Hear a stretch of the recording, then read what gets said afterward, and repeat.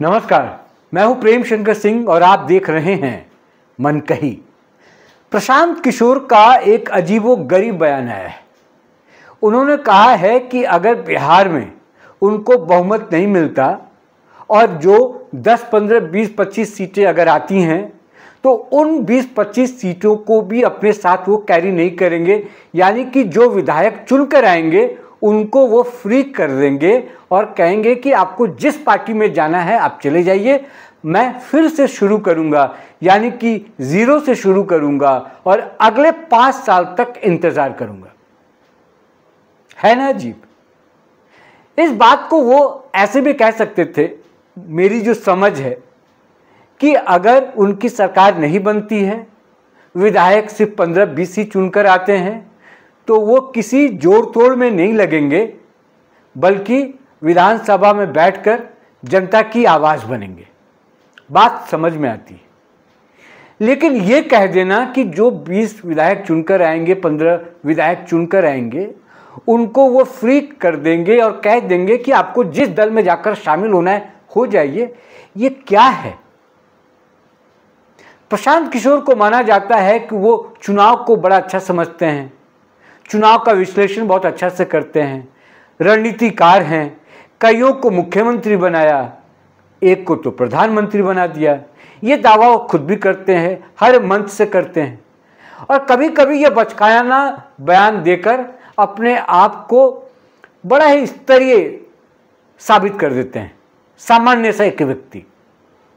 लोकतंत्र में कोई ज़रूरी नहीं कि जो पार्टी चुनाव लड़ती है सबकी सरकार बने। पुरानी पार्टियां ऐसी हैं जिनकी सरकारें नहीं बनती, 10 सीटें, 20 सीटें, 30 सीटें आकर रुक जाती हैं, जो कभी सरकार बनाकर सरकार चलाई होती हैं। मायावती की स्थिति आप यूपी में देखिए क्या है, आरजेडी की भी क्या स्थिति रही है, कितने सालों से वो सत्ता से बाहर है, लेकिन जो विधायक उसका चुनकर आते हैं वो जनता की आवाज़ बनते हैं विधानसभा में, न कि तेजस्वी यादव, लालू प्रसाद यादव ये कह देते हैं कि हम जब आएंगे तो सरकार ही बनाएंगे वरना हम नहीं आएंगे, और जो विधायक हैं उसको वो बीजेपी या किसी और दूसरे दल में भेज देते हैं। तो इस बयान के बाद जो राजनीतिक पंडित हैं, जो विश्लेषक हैं, जो समीक्षक हैं, सब विचार कर रहे हैं कि आखिरकार प्रशांत किशोर को ये हो क्या गया, इस तरह का बयान वो क्यों देने लग रहे हैं। मुझे लगता है कि वो फ्रस्ट्रेशन में है, उनको ये लगने लगा है कि उनकी सरकार नहीं बनेगी। वो तो पहले से पता था, इसका विश्लेषण भी हो रहा है और जो बिहार की राजनीति को समझते हैं वो पहले से ही कह रहे हैं कि एक प्रभावी रूप से प्रशांत किशोर आ सकते हैं, लेकिन सरकार वो किसी भी हालत में नहीं बना सकते। 2-4-5 सीटें वो जीत सकते हैं, लेकिन उस स्थिति में अभी आने में टाइम लगेगा जहां वो सरकार बनाने की बात करें। लेकिन एक जिद है प्रशांत किशोर को कि वो चुनाव जीतेंगे ही और सरकार उनकी ही बनने जा रही है। हालांकि जब चुनाव मैदान में आप आते हैं, हर पार्टी, छोटी से छोटी पार्टियां, बड़ी से बड़ी पार्टियां यही दावा करती हैं कि वो जीत कर आ रहे हैं, उनकी सरकार बनेगी, लेकिन ज़मीनी हकीकत वो जान रहे होते हैं। और खासकर प्रशांत किशोर तो बहुत सारे चुनाव लड़वाए हैं पार्टियों को, उनको पता है धरातल पर क्या चल रहा होता है। तो क्या बिहार में होने वाला है उनको नहीं पता, उनको पता है क्या होने वाला है, लेकिन वो तैयारी दरअसल अगले 5 साल के लिए कर रहे हैं। इस 5 साल में वो प्रैक्टिस कर रहे हैं कि किस तरीके से अपना जनाधार वो बढ़ा सकते हैं। इससे पहले भी मैंने एक वीडियो बनाया था जिसमें मैंने बताया था कौन कौन सी गलतियां प्रशांत किशोर इसी चुनाव में कर रहे हैं, जो ये बताता है कि प्रशांत किशोर या तो सीरियसली चुनाव लड़ नहीं रहे हैं, या उनको समझ में नहीं आ रहा, या रणनीति बनाना किसी और के लिए अलग बात है और अपने लिए रणनीति बनाना अलग बात है। अब जैसे आधी आबादी को लेकर देखिए, यहाँ भी उनका स्टैंड मुझे अजीब लगा। उन्होंने कहा कि जैसे ही वो चुनाव जीतेंगे या उनके मैनिफेस्टो में सबसे पहले अगर कुछ चेंज करेंगे तो वो शराबबंदी को हटा देंगे, यानी कि शराब की जो बिक्री है उसको खुलेआम कर देंगे। नीतीश कुमार उसी आधी आबादी के बदौलत आज तक सरकार में है। महिला वोट उनको जबरदस्त तरीके से मिलता है और प्रशांत किशोर ये आंकड़ा समझते हैं, जानते हैं कि बिहार में पुरुषों से ज़्यादा महिलाएं वोट करती हैं। फिर भी उनकी जिद है कि उनके आते ही शराबबंदी हटा ली जाएगी। तर्क क्या है? तर्क ये है कि भ्रष्टाचार है उसमें।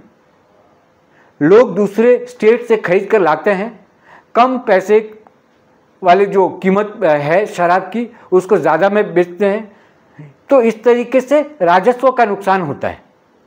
तो जब वही काम हो रहा है तो इसको कानूनी रूप दे दिया जाए, खुलेआम कर दिया जाए। लेकिन उनको ये समझ में नहीं आ रहा कि इनके इस फैसले से जो महिलाएं हैं बिहार की, उनमें कितना गुस्सा है और इस चीज़ का वो कितना विरोध कर रही हैं। अभी तो आरजेडी कांग्रेस यात्रा निकाल रही है वोटर अधिकार यात्रा के नाम से। अभी तो जेडीयू बीजेपी को मैदान में आना बाकी है। इन तमाम मुद्दों को उठाएंगे, उछालेंगे और प्रशांत किशोर को जवाब देते नहीं बनेगा। दूसरी एक बात और है, जातिगत समीकरण को भी नकारते हैं, तर्क देने लगते हैं कि जाति की बात होती तो मोदी कैसे जीतते, तो मोदी यादव नहीं है, तो वो मुसलमान नहीं है। तमाम तरह के शब्दों के जाल में फंसाते हैं। लेकिन ये सच है कि बिहार में जातिगत समीकरण के बिना आप चुनाव लड़ नहीं सकते, जीत नहीं सकते। फिर वहां भी विरोधाभास है। आप एक तरफ कहते हैं कि मैं जातिगत, धर्म, इन सब चीज़ों से ऊपर हूं और इन सब चीज़ों से ऊपर उठकर ही चुनाव लड़ूंगा।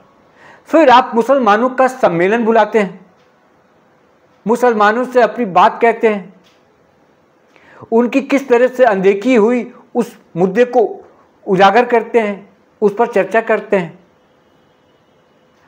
भूमियार जाति को लेकर भी आप बैठक करते हैं। मतलब धीरे धीरे अंदर खाने कर सब कुछ रहे हैं। अंदर खाने क्या, खुलेआम कर रहे हैं।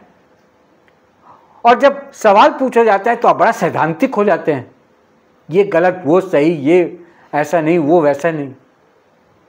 तो प्रशांत किशोर ये कह रहे हैं आज की तारीख में कि 15-20 विधायक अगर उनके जीतते हैं तो वो उन विधायकों का साथ छोड़ देंगे, खुलेआम कहेंगे कि खुले तरीके से आप किसी और दल में जाकर शामिल हो जाइए। अब मैं नई तरीके से नई पार्टी बनाऊंगा और नई पार्टी के साथ फिर लड़ाई लड़ूंगा और जब तक ये तब तक क्रम चलता रहेगा जब तक कि मुझे पूर्ण बहुमत वाले विधायक नहीं मिल जाएंगे। अब देखिए कितना धोखा है बिहार की जनता जो है उसके साथ। प्रशांत किशोर ने ये जो बयान दिया है इसके कितने मायने मतलब है, कितने इसके भयंकर परिणाम होने वाले हैं। अब जो कुछ वोट इनको मिलता भी वो वोट भी नहीं मिलेगा। कैसे? ये बिहार में सभी लोग जानते हैं, आम से लेकर खास तक, पढ़ा लिखा से अनपढ़ तक, किसान से लेके नौकरी पेशा वाला जो भी है, विद्यार्थी जिसको कह लीजिए, इतनी बात तो सब लोग समझते हैं कि प्रशांत किशोर, अब कोई चमत्कार हो जाए, ईश्वरीय कोई वरदान मिल जाए वो अलग बात है कि प्रशांत किशोर इस बार किसी भी हालत में सरकार बना नहीं सकते। बिहार की राजनीति कम से कम यही कहती है। अब लोग सोचने लगेंगे कि इस आदमी को या इसकी पार्टी को, इसके विधायक को वोट दें या न दें। ये तो हमारी आवाज भी बनने को तैयार नहीं है। यानी कि 15-20 विधायक अगर जीत भी जाते हैं प्रशांत किशोर के नाम पर, जन सुराज पार्टी के नाम पर कुछ वोट अगर पड़ते भी हैं, जो बदलाव चाहते हैं बिहार में वो देना भी चाहें, तो अब तो ये महाशय कह रहे हैं कि उनको साथ में रखेंगे नहीं ये। और जब साथ में नहीं रखेंगे तो विधायक इनके लॉयल नहीं होंगे। जब लॉयल नहीं होंगे, किसी और पार्टी में कह रहे हैं जाके ज्वाइन करेंगे, तो उनकी भाषा बोलेंगे। तो किसी और पार्टी में क्यों ज्वाइन करेंगे? तो फिर सरकार के साथ चले जाएंगे ना। जिस पार्टी की सरकार बनेगी उस सरकार के साथ चले जाएंगे। और जब सरकार की बात मानेंगे या सरकार के साथ चले जाएंगे तो फिर जनता की आवाज कैसे बनेंगे? अब इसको समझाना बड़ा मुश्किल है, बताना बड़ा मुश्किल है। प्रशांत किशोर क्यों कह रहे हैं, इस पर आप भी कमेंट कीजिए, लिखिए। इस वीडियो के नीचे कमेंट सेक्शन जो है उसमें जाकर लिखिए कि अब जन सुराज पार्टी का भविष्य क्या है। इस बयान के बाद भी क्या आप प्रशांत किशोर को सपोर्ट करने जा रहे हैं? उनको सपोर्ट करेंगे कि कहीं आप जो वोट दे रहे हैं वो बर्बाद ना हो जाए? क्योंकि ये तो बहुमत चाह रहे हैं और बहुमत पाना या देना किसी एक वोटर के हाथ में नहीं होता। तो ये इमोशनल कार्ड जो खेलने का काम कर रहे हैं प्रशांत किशोर, ये घातक है लोकतंत्र के लिए भी। और पहले से अगर आप कह दें, पहले से अगर आप ये घोषणा कर दें कि अगर बहुमत नहीं मिलती है तो जो भी विधायक चुने रहेंगे वो मुक्त हो जाएंगे, मैं उनको मुक्त कर दूंगा, मैं फिर 0 से लड़ूंगा। अरे भाई, आप ये भी तो कह सकते थे कि इन 15 विधायक 20 विधायक से अगर होगा तो मैं सरकार में नहीं आऊंगा, आवाज बनूंगा, जनता की आवाज। अभी भी तो आप 0 पर हैं, लड़ रहे हैं ना भाई। तो मान लीजिए कि 10-15 सीटें आएंगी तो फिर लड़ेंगे, फिर वो 50 सीटें होंगी, फिर लड़ेंगे, वो 100 सीटें होंगी, बहुमत मिलेगी। आपको ये क्यों लगता है कि रातों रात आप चुनाव मैदान में आए और वोटर आपके साथ हो जाए, सरकार आपकी बन जाए? इसका सीधा मतलब यह है कि आप सिर्फ कुर्सी के लिए आए हैं, राजनीति में सिर्फ सीएम बनने के लिए आए हैं प्रशांत किशोर। इसका लब्बो-लुआब जो है, इनके इस बयान का मतलब यह निकाला जाए कि ये सिर्फ सीएम कुर्सी के लिए आए हैं, सीएम पद के लिए आए हैं।